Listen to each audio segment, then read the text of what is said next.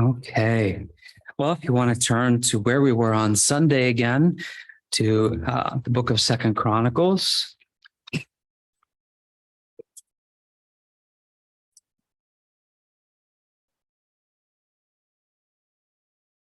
chapter 34.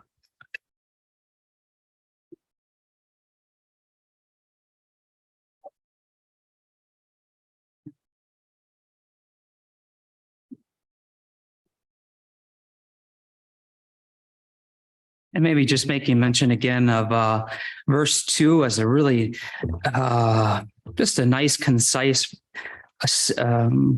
summary of the life of Josiah. It says, and he did what was right in the sight of the Lord and walked in the ways of his father David. He did not turn aside to the right hand or to the left. What a nice summary of a life. And then it starts to get specific, and we found that there were some wonderful points in this story that remind us of what the proper Christian life looks like, what kind of life the Lord intends for those of us who have trusted in him. And it all began with something in verse 3, and that's what we're going to spend our time this evening looking a little bit more deeply into. It says in verse 3, for in the 8th year of his reign, while he was still young, he began to seek the God of his father David. And from that very foundational place, that essential event in his life of beginning to seek God, even as one of the people of God, things began to flow out of that in the story. And I'll just go over them so that you can remember them from Sunday. 7 things that flowed out of that. The first was he answered his phone. Second one, no. First was he began to purge the things out of the country, out of the land, out of the temple that were displeasing to God. The second thing was he began to have affection and to give attention to the house of the Lord his God. The third thing was he began to hear God's word. The fourth thing was he did it with a tender heart and with humility. That's a great way to hear the word of God. The fifth thing was that he was determined to follow the Lord, to obey his commandments and to follow the Lord. The sixth thing was he wanted others to hear the word of God and to follow the Lord as well. He wasn't just concerned about himself. He wanted those around him to also hear what God had to say and to follow the Lord. And the seventh thing was he kept the Passover, and he wanted to remember the deliverance and the feast that was associated with that deliverance when his forefathers were brought out of the land of Egypt by the hand of Moses, and they were instructed to keep that Passover feast. And so all of those things, I hope you'll just remember as I went through them, the way that they applied to the Christian life. But tonight we really want to just think about that important principle where all these things seem to come from. They really flowed out of this event in his life at 16 years of age. 16 years of age, he had a determination to seek the God of his father David. He began to seek him. And I did make mention on Sunday about how it's really appropriate for everyone to seek God. I mean, he's the creator of everything. He's the one that gives life to everything. It would be so proper if everything living sought him. I gave you those words from Paul. He has made from one nation of men to dwell on all the face of the earth and has determined their pre-appointed times and the boundaries of their dwellings so that they should seek the Lord, in hope that they might grope for him and find him. And I love this, though he's not far from each one of us. It's like he's just waiting to be found. And so he would send his son into the world, and as Jesus would be here, he would say, seek and you will find. You know, and of all the things to seek and find, that's in the mind of God is that we should seek and find him, and how God wants to be found. He wants to be, if he really wanted to hide himself and not be found, he could very well do that. He could very well do that, but he is always at work. He's very diligent to do those things by which he might be found. I mean, it takes, a desire on our part to want to seek him out and to find him. But boy, is he ready to go. He's ready to make himself known. It's just his heart for relationship, his heart that's just filled with love and is just so generous. That's one of the things I'm learning more and more about God is he's just so generous, and he's just looking to express his heart upon those who would seek him. And I think he's at work every single day to this end, that he might be found.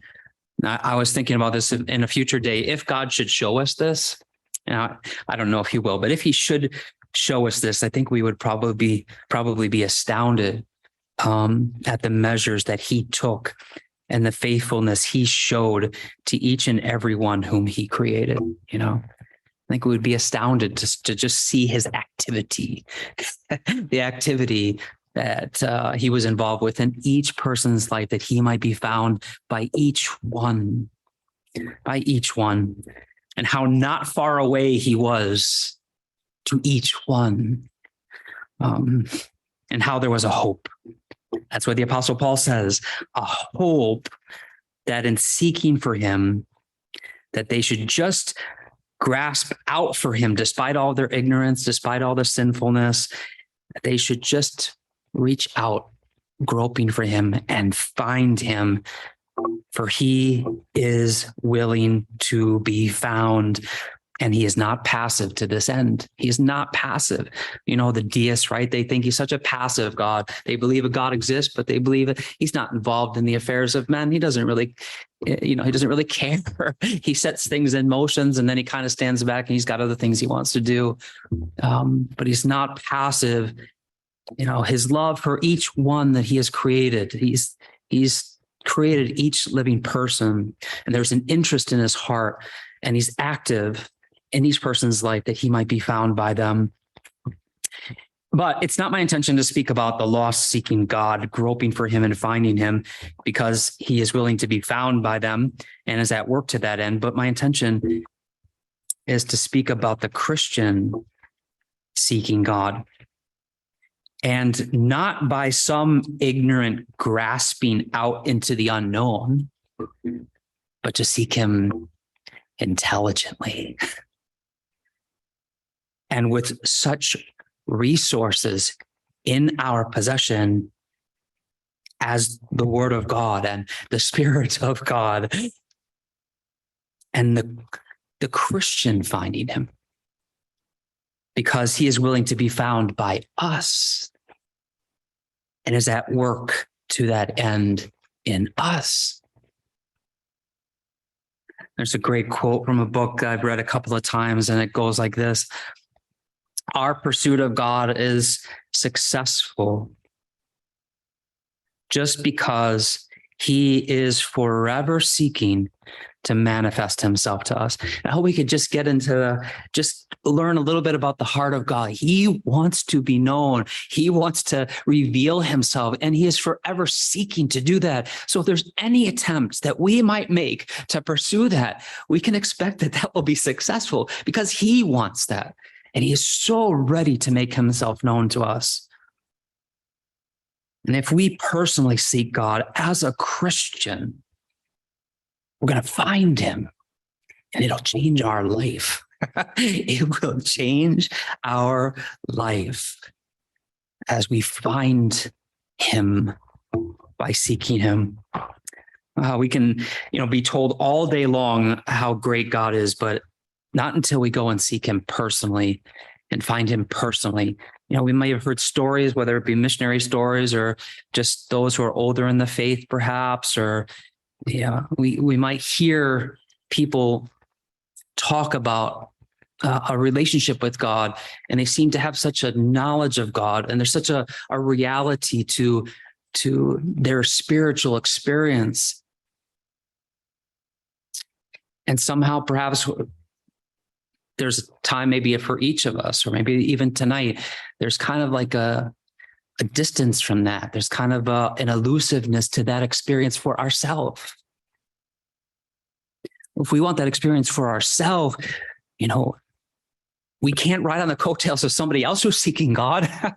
We have to seek him, and then we have to find him. I mean, it is well and good. It's probably profitable to us to be around people that are seeking God. We probably get some benefit to that, but not the kind of benefit we get if we personally seek him. When I think about these things, I think about that story of the Queen of Sheba, and Solomon. I can't even imagine the greatness of Solomon. I can't even imagine what it looked like. The reports were just going out. He was so famous. He was so wealthy. It says that all the kings of the earth came to seek wisdom from Solomon.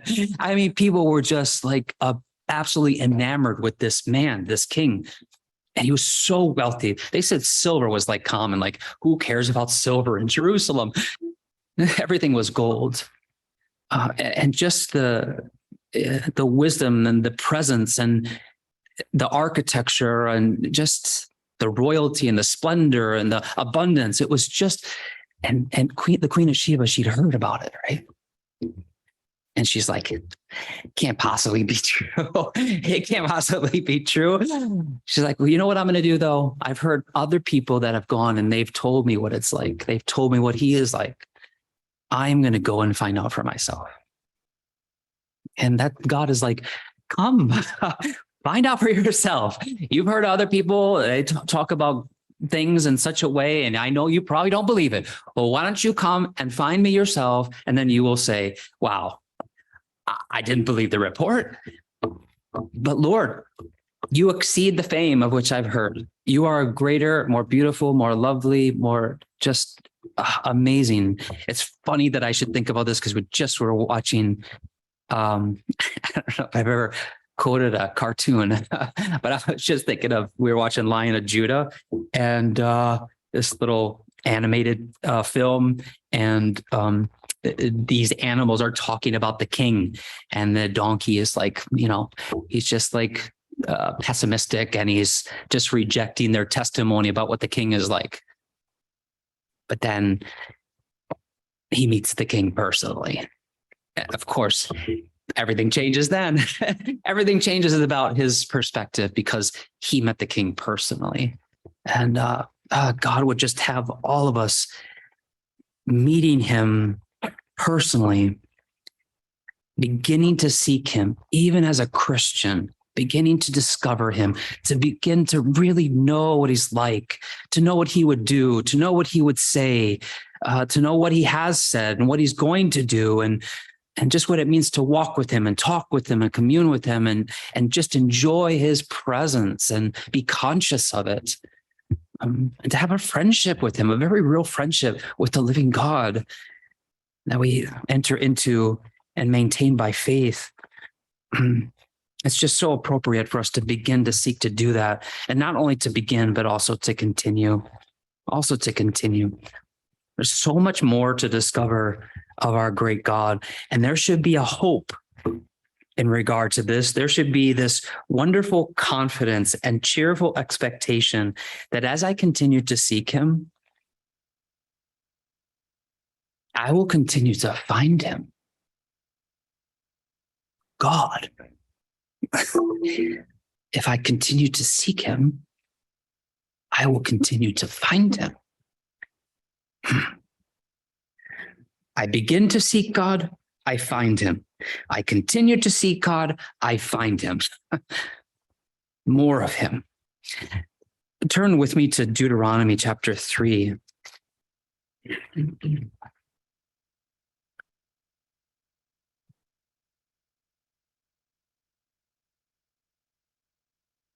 Moses was somebody that got this. He understood this, and he said something that maybe it's kind of subtle. We may not realize what a statement it is to this end on this subject, but it's there. I think you'll see it. I have this verse highlighted. In fact, there's one verse or one word in this verse. We're in Deuteronomy chapter 3. There's one word in the verse that not only is it highlighted, but I have it underlined and red with 2 exclamation points after it, 1 word in it, because I'm just like, this is amazing what he's saying here. Before I tell you the verse and what he's saying, I need you to just, man, I didn't realize I was that violent. I need you to just try and let yourself be reminded of all that Moses had seen up to this point. Moses here is recounting a bit of the story of the children of Israel as they came out of Egypt, and he's telling it to all of Israel. At this point in the story, what Moses has experienced, where do we start? The burning bush. I mean, if any one of us had just that experience in our life, we'd be telling everybody, be like, let me tell you, this one day I was out, I saw this bush and there was a fire in it, and the fire was not consuming the bush. And out of the fire in the bush, a voice came. It was God. He was in the bush and he spoke to me, told me to take my sandals off.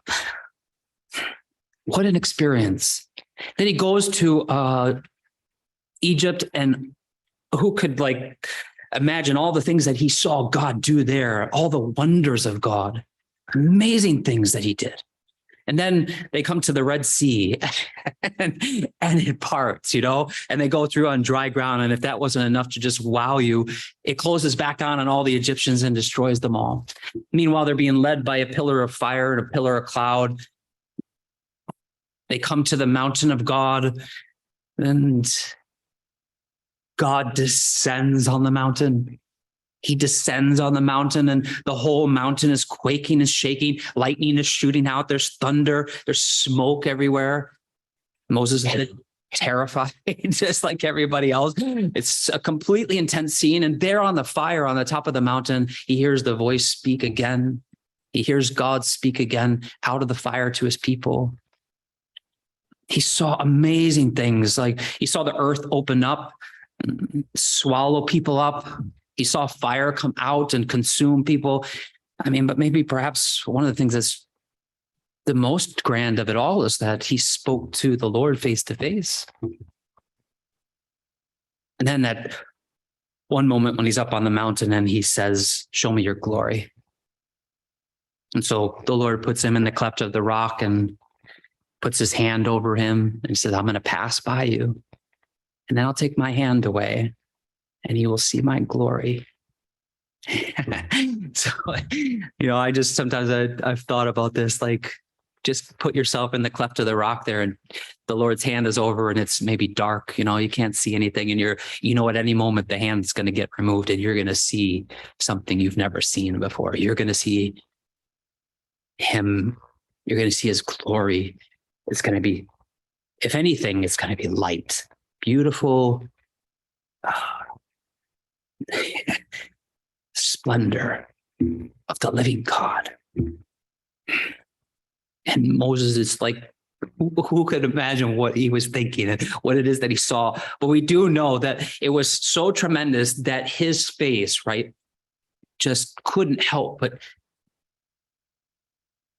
what's the right? Well, display that very glory. He came down the mountain, his face is shining. I've seen some pictures of this glory of Moses as he's coming down the mountain, and they've got these beams coming out of his head, beams of light. I don't know if it looked like that, but his face was shining, and he had put a veil over his face because it was too much for the children of Israel. All these things that Moses had experienced and come to know about God, the might of God, the greatness of God, how awesome he is, how just glorious he is, and kind and faithful and gentle. And he just had learned so very much. It could just go on. But now look at verse 24. Look what he says. "O Lord God, you have begun to show your servant your greatness and your mighty hand. For what God is there in heaven or on earth who can do anything like your works and your mighty deeds. So what word do I have underlined with exclamation points? It's the word begun. And I just thought about this. You kind of camp out on this verse for a minute. You think about it, and Moses saying, and you could hear him saying, let me tell you some of the things I've seen. Let me sit down. Let me tell you some of the things that I have seen. And yet I would say this, I have only begun to see. The Lord has only begun to show me his greatness. He's only begun. What an amazing statement, but it's so true. It's so true. And all that he had seen, he'd only begun to see. Just imagine if we continue to seek him. We continue to seek him. We continue to find him. And he wants to be found. He is willing to be discovered. He wants to be known. And this is even why he gave us his Spirit, so that we could know him. And he's only begun to show us things. And I think that we could say with Moses, we ought to be able to say with Moses, you have begun to show your servant your greatness and your mighty hand. I mean, God is an infinite person. There's just no end to him, right? He's an infinite person. It's mind-blowing to think that there is never going to come a day when he is not going to be able to display a little bit more of the riches of his person. There's not going to come a day when there isn't going to be more of his glory that we could see and be amazed at. There's just always going to be more of him, that we could just seek him forever. And exactly that's what we're going to do. We're just going to, without any hindrance, we're just going to keep on seeking him, keep on finding him, and we're going to love it. It's going to be the best way to spend eternity. None of us are going to come up to God and say, God, I know you thought this was a good idea for how to reward us for eternity, but I had a better idea. It's not going to happen. This is the best idea. There's nothing better that he could give to us than himself, and a whole eternity to just know him more and more intimately.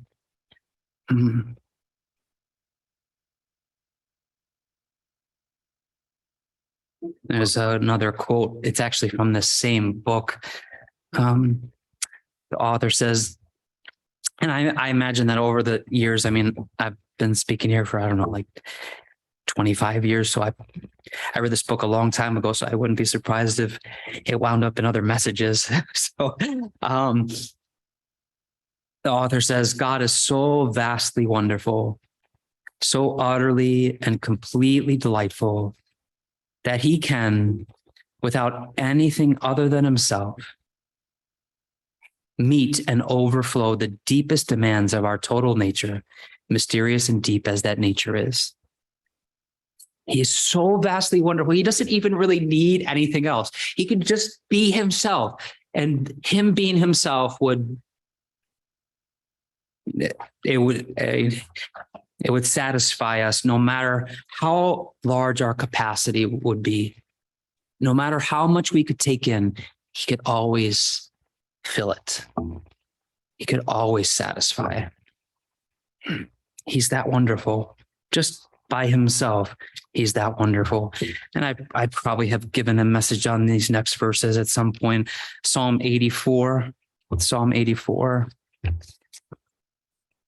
I think I have a whole message just on this psalm. It's just one of my favorite psalms, probably. This psalm. We're not going to do the whole psalm, but just a couple of the verses here.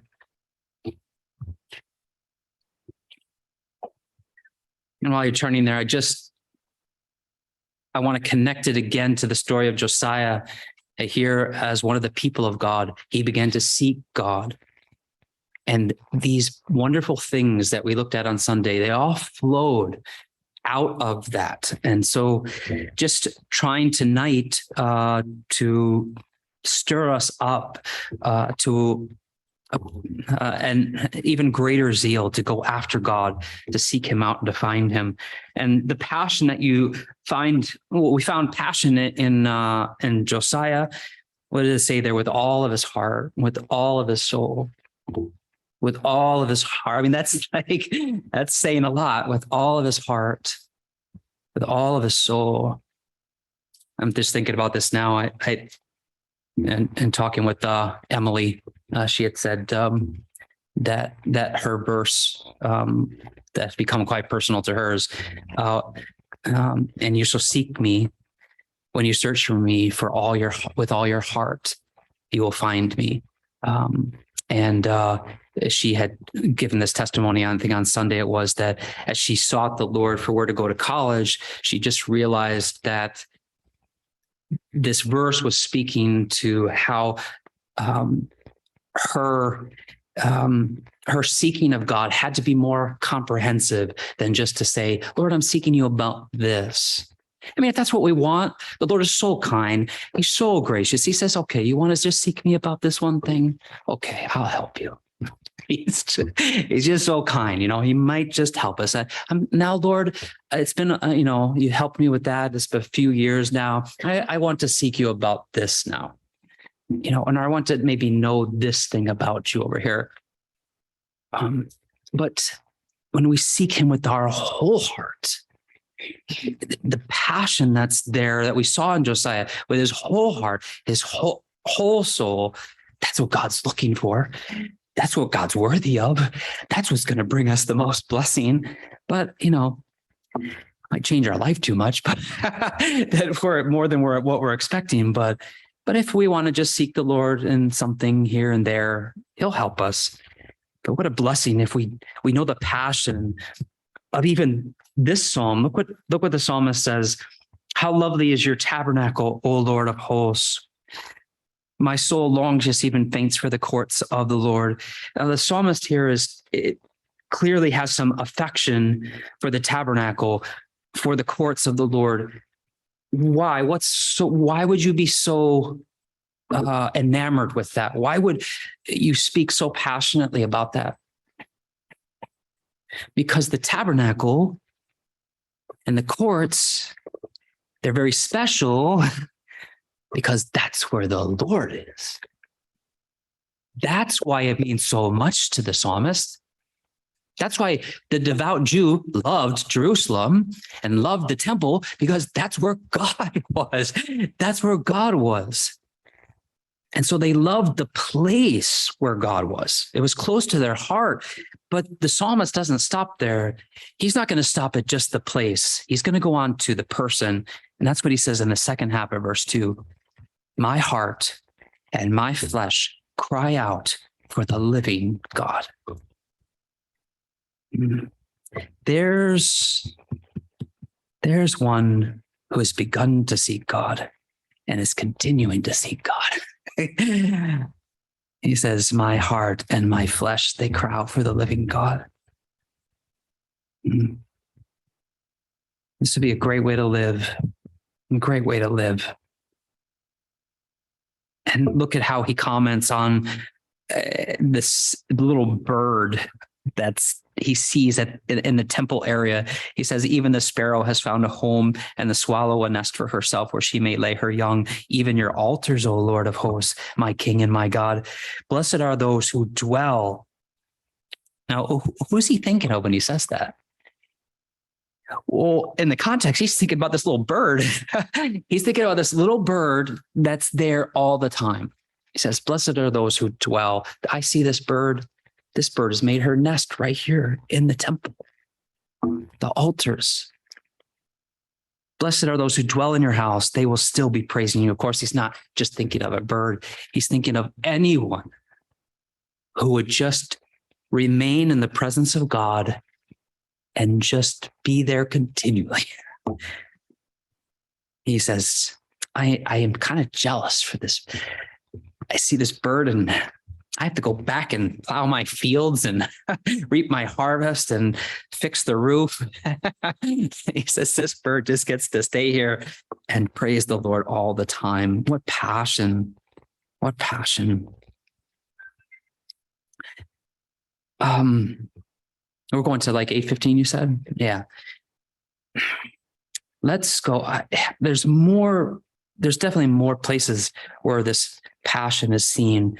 to search out for God, like as the deer panteth for the water, so my soul longeth after thee.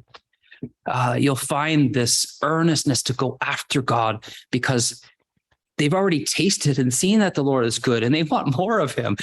And so they've begun to seek him and they're continuing to seek him because they've begun to find him and they're continuing to find him, and the passion is growing, the affections. And but we want to just think for a minute on something else. Go to John chapter 14.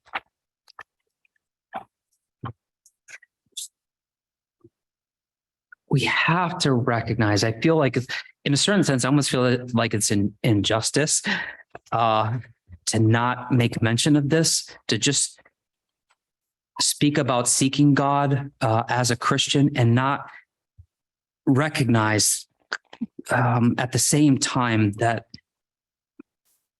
a godly life, a spiritual life, must accompany this continuing search for greater intimacy and knowledge of God.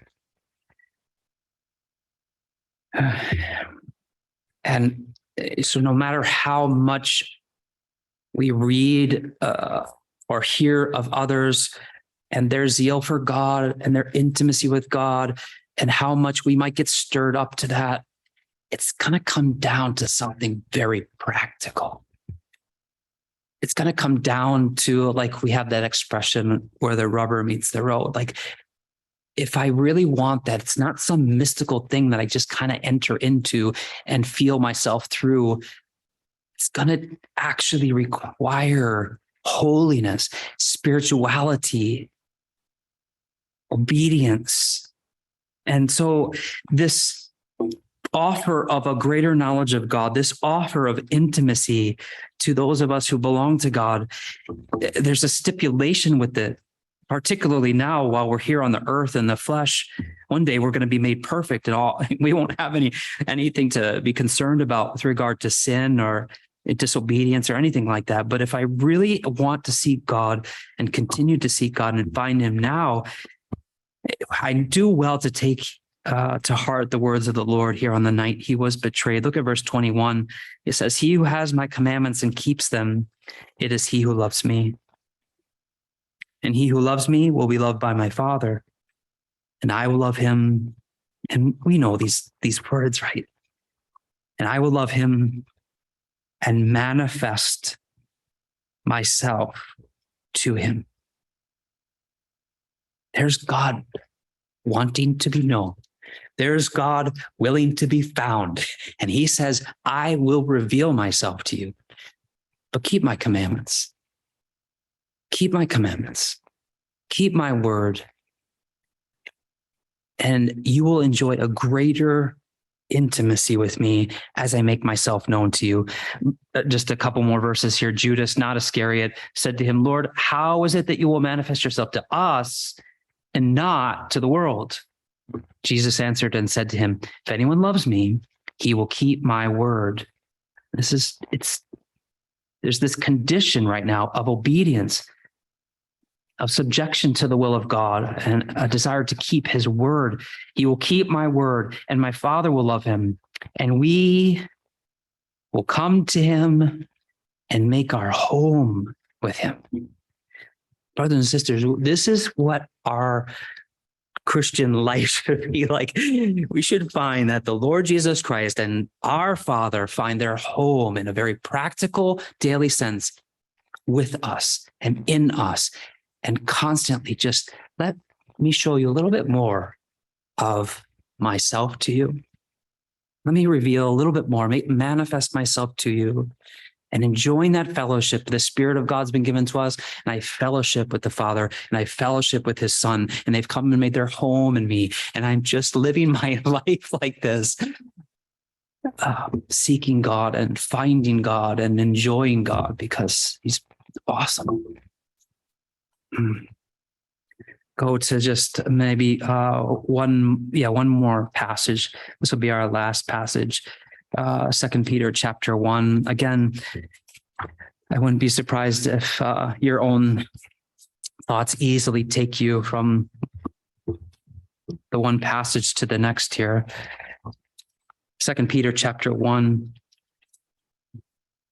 This verse, this section is so perfect for what we're talking about tonight. Actually, you know what's interesting? I've learned that, and it's become, I try not to do that, what I just did, but I learned it. I said, well, we're talking about tonight, but you're not talking about it. I'm talking about it. So I don't know why I've read that. We talk about that, what we're thinking about. Anyways, verse 5 says, but also for this very reason, giving all diligence. Like, that's like, you're serious. You're adding just a zeal,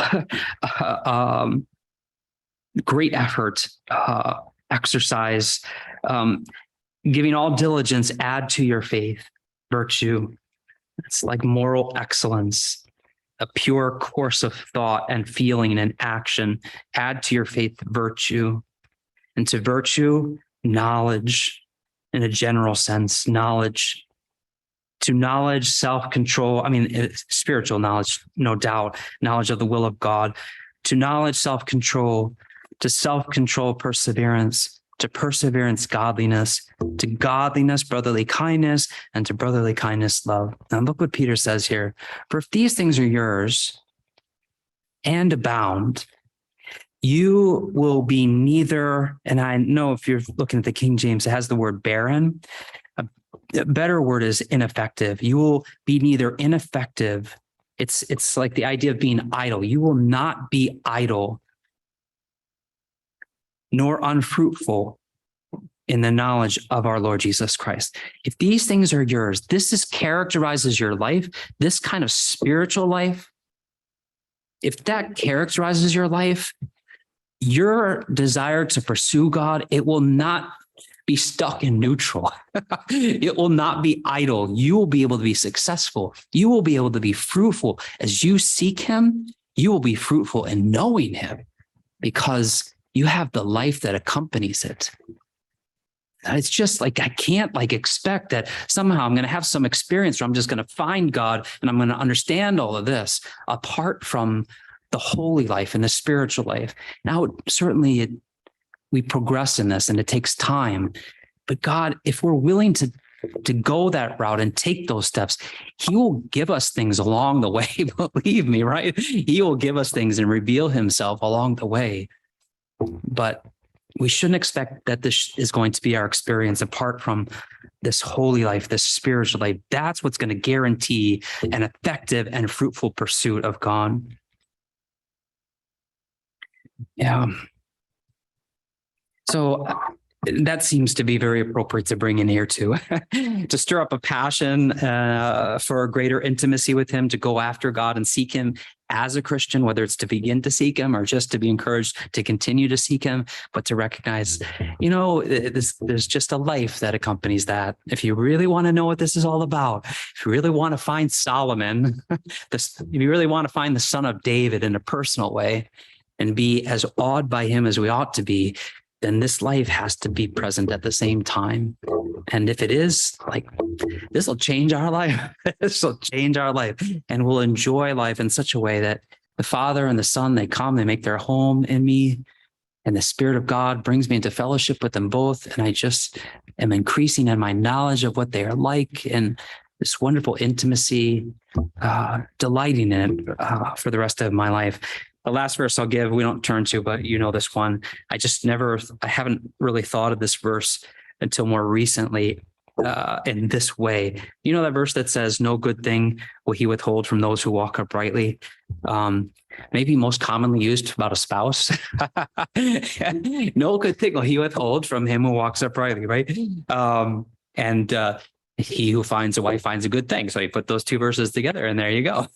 But I never really thought about it in this respect. No good thing being him will he withhold from those who walk uprightly. And there's so much in him that is good and beyond good. And he will not withhold that. He will not withhold all the beauty of his person, all of his loveliness. He will not hold that back. He will manifest that to us if we're willing to walk uprightly. And it'll thrill us. It'll absolutely thrill us. Well, let's just close the prayer. Our gracious God, just pray that that we as your people, we would we'd give ourselves a real chance to wonder about what it would be like to know you more intimately. They would just stir us up to this kind of mesmerizing, just imagination that just wants to explore and find out just how much more beautiful and lovely and powerful and good you are than we've already experienced. And that we would begin to seek you even as your people, and that we would continue to seek you even as your people, and that we would find you in greater and greater depths. And what a life that would be for us to spend here, and what an eternity is ahead for us, because that's exactly what we're going to do, and we're going to thrill about it. So may we begin to thrill more about it now, and may we just understand that we have to walk uprightly. We have to be spiritual people, holy people, if we're going to draw near to you and know you more intimately.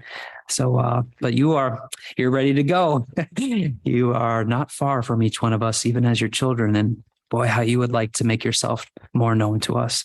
So stir us up to this, we pray, and we love you, and just ask these things, Lord, in your name and for your name's sake. Amen.